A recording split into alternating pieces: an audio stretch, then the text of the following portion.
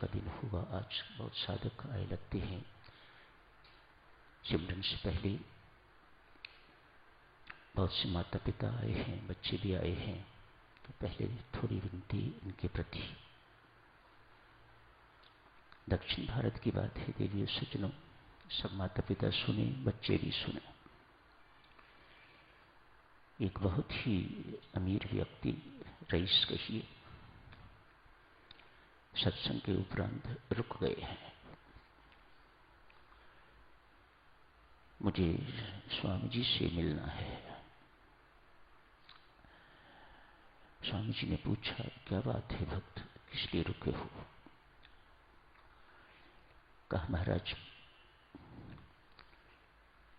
सब कुछ जितना अधिक है उतना ही अधिक दुख भी है। मुझे लोग रईस कहते हैं। चल संपत्ति, अचल संपत्ति कोई कमी नहीं। मैं तो यूं समझने लग गया हूं, जितनी अधिक ये मेरे पास है उतना ही अधिक दुख भी है। क्या बात है?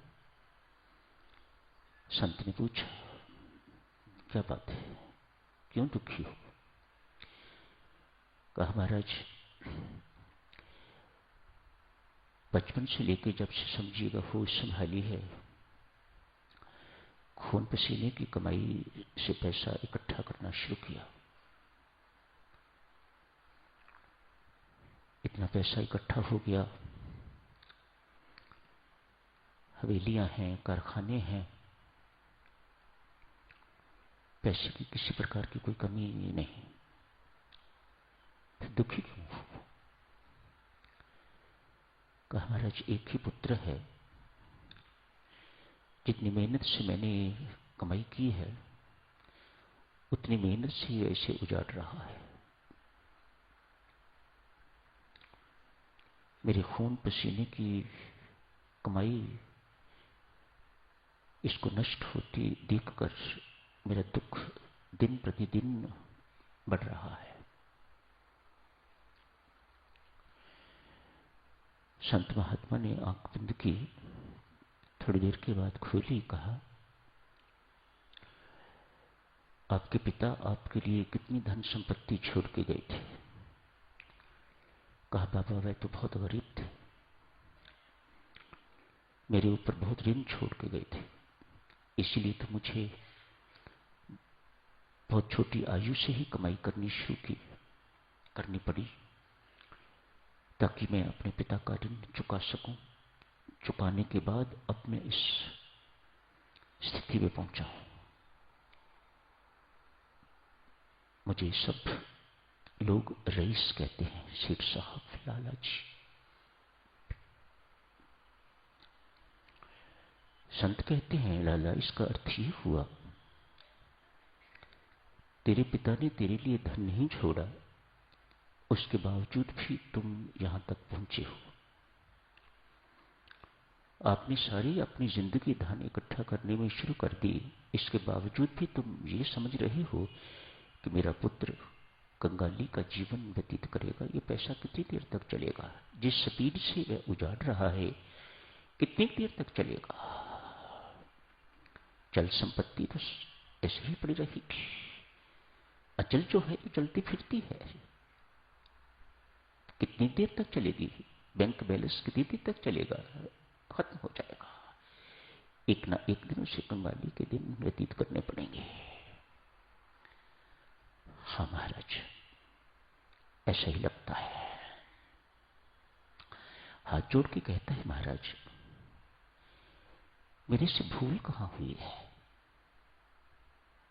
यहां संत समझाते हैं, कहते हैं, लाला तो जिंदगी भर सोचता रहा कि अपनी संतान के लिए पैसे इकट्ठे करना और इतना अंबार उनके लिए इकट्ठा कर देना ही मेरा कर्तव्य है।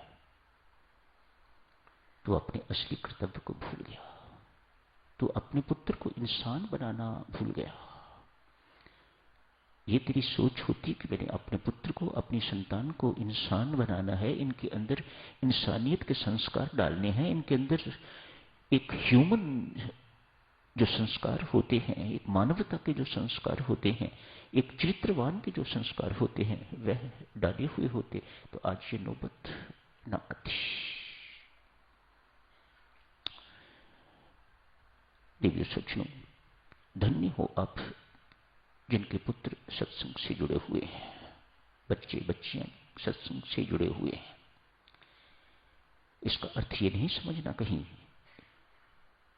बच्चे बहुत होशियार हैं आजकल, सत्संग की आड़ लेके भी जो कुछ वो करते हैं सुना नहीं जा सकता, देखा नहीं जा सकता। माता पिता का कर्तव्य वहीं खत्म नहीं हो जाता।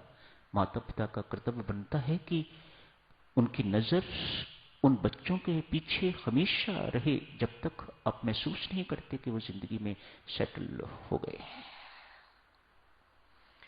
आप बच्चों को मुंबई पढ़ने के लिए भेजते हो, पूना पढ़ने के लिए भेजते हो, बेंगलुरु पढ़ने के लिए भेजते हो, कभी आपने सोचा है कि आपका पुत्र वहां क्या कर रहा होगा? उसके ऊपर वहां कोई किसी प्रकार का अंकुश नहीं खुला है। इस आयु में नहीं संभालोगे तो पुत्र बच्चे हाथ से निकल जाएंगे। मेरी प्रार्थना है माता पिता से भी, बच्चों को शाबाशी देता हूं जो सत्संग से जुड़े हुए हैं। बेटा, इनका प्रभाव, सत्संग का प्रभाव अमिट है, मिटेगा तो नहीं, कहीं ना कहीं जिंदगी में काम आएगा। दोष तो माता पिता का है,